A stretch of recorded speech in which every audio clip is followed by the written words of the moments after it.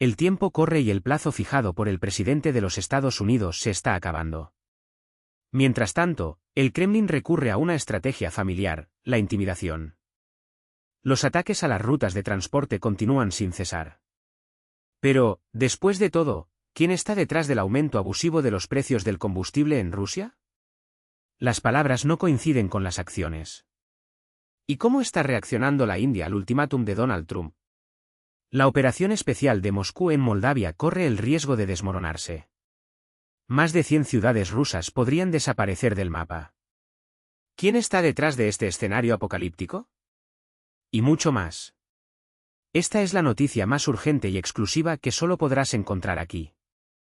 Un panorama completo y anticipado de los acontecimientos que sacuden a Ucrania, Rusia, Bielorrusia y el mundo. Información que llega primero y con la claridad que mereces. Todo lo que necesitas saber hoy. El tiempo apremia. Solo quedan 3 días para que expire el plazo de Trump. El líder ruso ignora los llamamientos procedentes de Washington y Kiev, mientras la prensa especializada, como el periódico Politics, sugiere que Putin solo está esperando su momento. En este ajedrez geopolítico, el Kremlin vuelve a lanzar a su peón de confianza, Dmitry Medvedev, con una nueva y ardiente declaración. El Ministerio de Asuntos Exteriores ruso anunció el fin de la moratoria sobre el despliegue de misiles de medio y corto alcance, justificando la medida como una respuesta a la política antirrusa de la OTAN. Esta es la nueva realidad y todos nuestros adversarios tendrán que afrontarla. Esperen los próximos pasos, advierte el comunicado. Curiosamente, el expresidente evitó mencionar a Trump por su nombre, una omisión estratégica, ya que el presidente estadounidense respondió a la última publicación de Medvedev en Telegram enviando 2 submarinos nucleares cerca de las costas rusas. ¿El resultado? Medvedev permaneció en silencio durante 5 días, mientras Dmitry Peskov, portavoz de Putin, intentaba calmar la tensión con sus declaraciones. Ahora, sin embargo, el Kremlin está recurriendo a un viejo truco, el chantaje nuclear. La víspera, el ministerio de Sergei Lavrov declaró que Moscú ya no se considera obligada a respetar las restricciones autoimpuestas al despliegue de misiles terrestres de medio y corto alcance, culpando a Occidente de ampliar su arsenal desestabilizador en las fronteras rusas. El testigo pasa ahora al Ministerio de Defensa, que cerró el espacio aéreo sobre el campo de misiles Kapustin Yar en la región de Astrakán. Según el comunicado oficial, los vuelos en la zona se suspenderán hasta el 8 de agosto, precisamente los días que quedan del ultimátum de Trump. Algunos analistas especulan que el bloqueo puede indicar preparativos para una prueba, otros, que se trata del lanzamiento de un misil Oresnik contra Ucrania. ¿Qué opinas? Deja tu opinión en los comentarios. Ucrania sufrió a primeras horas de la mañana el ataque nocturno más violento desde el inicio de la guerra. Esta vez el objetivo era Lozova en la región de Kharkiv. El resultado, 1 muerto, 10 heridos, incluidos niños, así como graves daños a la estación de tren, infraestructuras críticas, edificios residenciales y casas. Una noche de terror contra los civiles que dormían tranquilamente. Tarde o temprano, los responsables pagarán por ello. Lozova es un nodo ferroviario estratégico, en la intersección de las líneas del sur, Pridneprovsk y Donetsk. Debido a los bombardeos, los trenes con destino a Kramatorsk fueron desviados. Para llevar a cabo el ataque, las fuerzas rusas utilizaron 46 drones THAAD, drones de simulación y un misil balístico Iskander-M. De los 29 aviones derribados, 29 fueron neutralizados. Ucrania no se quedó de brazos cruzados. Anoche, drones atacaron la región de Rostov y provocaron un incendio en la estación de tren de Totsinskaya. El gobernador local informó que las fuerzas de defensa derribaron drones en Belaya Kalitva, Totsinsky, Chertkovsky y Milerovsky. Durante el fin de semana, un puente fue destruido en Briansk y en la región autónoma judía descarriló un tren cargado con combustible naval. Un duro golpe para la refinería rusa, el complejo de Ryazanre. Redujo su capacidad a la mitad después de un ataque con drones, según Reuters. Fuentes de la agencia revelan que, desde el 2 de agosto, 2 unidades de procesamiento primario han sido cerradas, dejando la planta operando a solo el 48% de su capacidad. Además, la instalación de refinación Novokuivyset de Rosneft en Samara también quedó completamente paralizada tras un ataque similar. La empresa se niega a hacer comentarios. Mientras tanto, la Unión Rusa de Combustibles admitió al periódico Kommersant que una ola de mantenimiento programado en las refinerías podría reducir aún más la producción de derivados. ¿El resultado? Los precios de la gasolina se disparan. El valor del tipo A95 en la bolsa de valores aumentó más del 1% en un solo día, alcanzando 77.000 rublos por tonelada, un récord histórico. Desde principios de año, este combustible ya ha aumentado un 28% en Rusia, y como siempre, el aumento de gasolineras encarece todo lo demás. ¿Qué nos espera? Comparte tu análisis en los comentarios. ¿Y ahora quién juzga a quién? Nueva Delhi respondió públicamente a las críticas de Donald Trump. Esta vez fue el Ministerio de Asuntos Exteriores indio el que tomó la palabra, respondiendo a las acusaciones con una dosis de ironía. Es curioso que precisamente aquellos que nos critican sigan comerciando con Rusia. A diferencia de nuestro caso, su comercio no está impulsado por necesidades nacionales vitales. Hasta entonces, los representantes indios evitaron enfrentamientos directos, limitándose a declaraciones anónimas a la prensa occidental de que el país no interrumpiría las compras de petróleo ruso.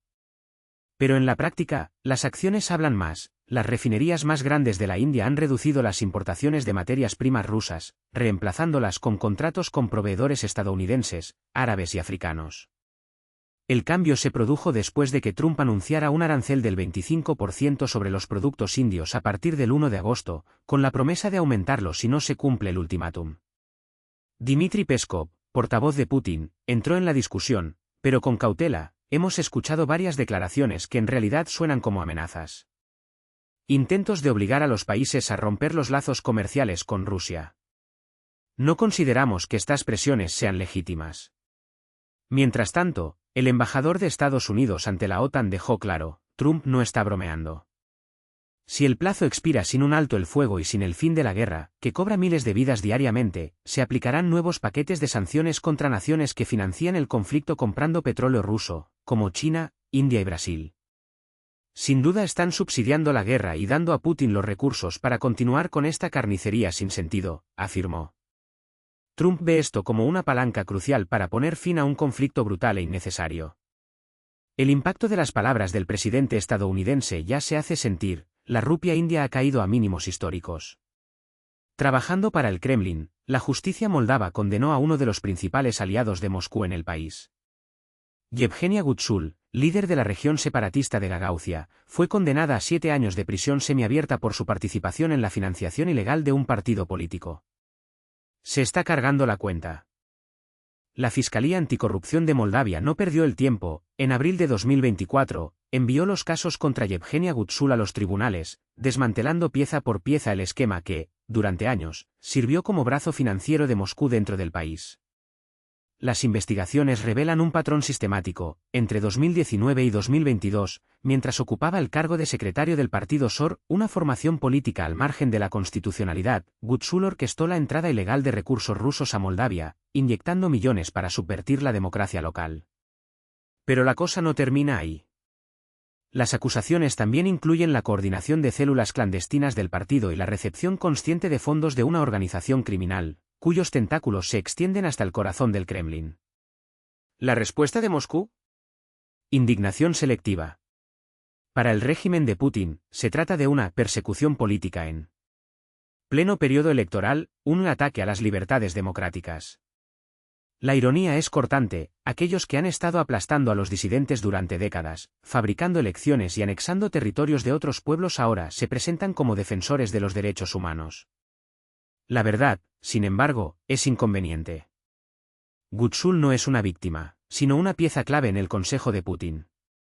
Su victoria en las elecciones para líder de Gagauzia, en 2023, fue celebrada abiertamente por el Kremlin, y no por casualidad. En marzo de 2024, fue recibida en Sochi por el propio zar, en un encuentro que selló su lealtad y compromiso para transformar la región moldava en un nuevo frente de inestabilidad.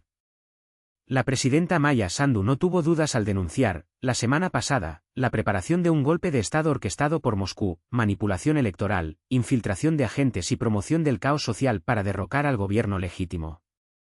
El primer ministro fue aún más directo. El objetivo final es instalar títeres que abran las puertas a un contingente de 10.000 soldados rusos en Transnistria, una amenaza directa no solo para Ucrania, sino también para Rumanía y la seguridad de toda Europa del Este. Mientras Moldavia resiste, Rusia se desmorona desde dentro. Rosstat, el organismo oficial de estadísticas, intentó ocultar las cifras, pero la Academia Rusa de Economía Nacional y Servicio Público expuso lo que el Kremlin no quiere que el mundo vea: un país en colapso demográfico. 129 pequeñas ciudades están a punto de desaparecer. En una década, perdieron el 10% de su población, 314.000 habitantes se evaporaron, dejando menos de 3,5 millones en regiones que alguna vez fueron prósperas. ¿Las zonas más afectadas? Las ciudades del norte, que alguna vez fueron potencias del carbón, el acero y la madera, ahora han quedado reducidas a escombros económicos. La receta del desastre es conocida: una caída precipitada de las tasas de natalidad, el cierre de fábricas, la asfixia de las pequeñas y medianas empresas y, sobre todo, la guerra, la que eligió Putin y que ahora está devorando el futuro de generaciones. Curiosamente, el estudio olvida mencionar a los responsables de este hundimiento. 25 años de poder absoluto, recursos desviados, oligarcas enriquecidos mientras los hospitales cerraban y las escuelas quedaban en ruinas. ¿Es todo esto solo una coincidencia? ¿O podría ser que, cuando un régimen prioriza los tanques sobre las guarderías y los misiles sobre las medicinas, el resultado solo podría ser este: un país que envejece, se empobrece y desaparece del mapa? La historia es implacable. Y esta vez, la factura se está pagando, en Moldavia, en Ucrania e incluso en las estadísticas que Moscú intentó enterrar. ¿Qué nos espera? Depende de nosotros. De quienes se niegan a normalizar la barbarie. De quienes entienden que, cuando una dictadura muestra sus garras, la única respuesta posible es resistir. Deja tu comentario: ¿crees que Putin todavía tiene una salida a este desastre? ¿O Rusia ya ha cruzado el punto de no retorno? Tu voz importa. Gracias por seguir hasta aquí. Cada compartir, cada me gusta, cada debate que generamos es un paso para que más personas despierten a la realidad. Hasta la próxima, y que las noticias que lleguen sean de esperanza y no de rendición.